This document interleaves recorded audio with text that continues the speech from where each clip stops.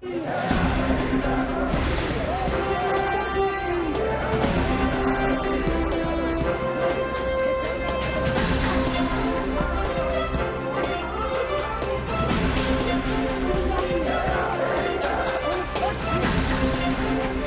आंदोलन की सालगिरह और साल भर के घमासान के बाद कृषि कानूनों की वापसी का ऐलान।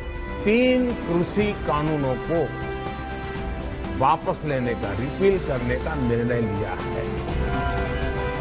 ऐसे सरगर्म माहौल में कल यानी 29 अक्टूबर से देश की सबसे बड़ी पंचायत बैठने वाली है। कहने की जरूरत नहीं कि संसद के भीतर का माहौल कितना विस्फोटक रहने वाला है।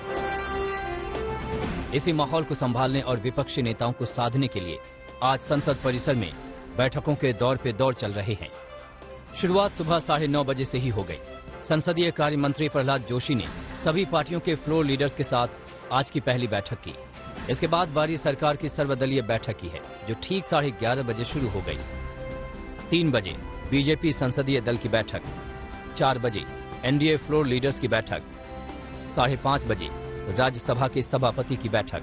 शीतकालीन सत्र की शुरुआत हो रही है कृषि कानून को वापस लेने से, लेकिन इसके बावजूद घमासान के सारे आसार नजर आ रहे हैं। इस सत्र में खासतौर पे स्ट्रैटेजी बनाई जा रही है कि किस तरह से पार्लियामेंट को चलाया जाएगा।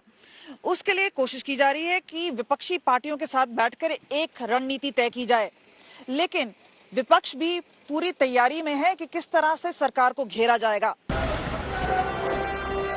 हालांकि इन तमाम बैठकों के बावजूद भी सरकार संसद के अंदर के हालात काबू में कर पाएगी, इसके आसार नहीं के बराबर हैं। विपक्षी दलों ने 2 दिन पहले ही अपने तेवरों का ट्रेलर दिखा दिया है। संविधान दिवस आयोजन में कोई भी बड़ी विपक्षी पार्टी शामिल नहीं हुई। किसी राजनीतिक दल का नहीं था। ये कार्यक्रम किसी प्रधानमंत्री ने आयोजित नहीं किया गया था। ये सदन का गौरव होते हैं स्पीकर, सदन का ये स्थान गौरवपूर्ण होता है। स्पीकर की एक गरिमा होती है, बाबा साहब आम्बेडकर की गरिमा होती है। हम हमेशा स्पीकर पद की गरिमा बनाए रखें।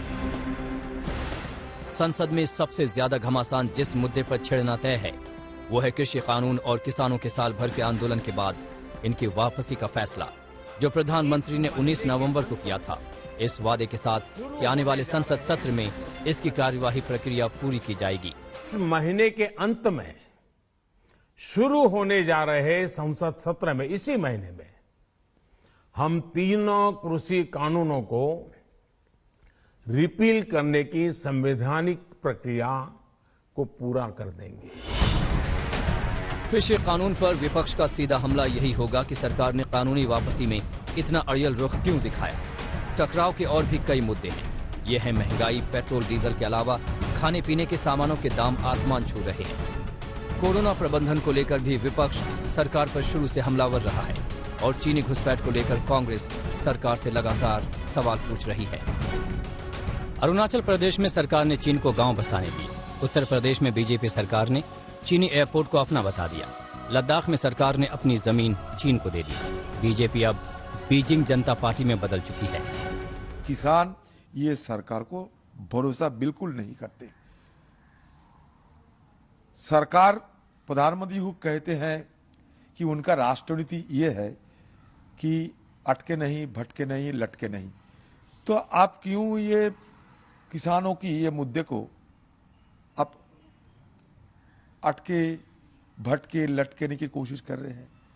जब आप किसान जो 3 काला कानून, इनकी जब वापसी के लिए आप लोग मन बना लिए हैं, तो उसके साथ साथ आपको तो जरूर यह भी जानकारी थे कि किसान न्यूनतम सहायक मूल्य की मांग करेगी।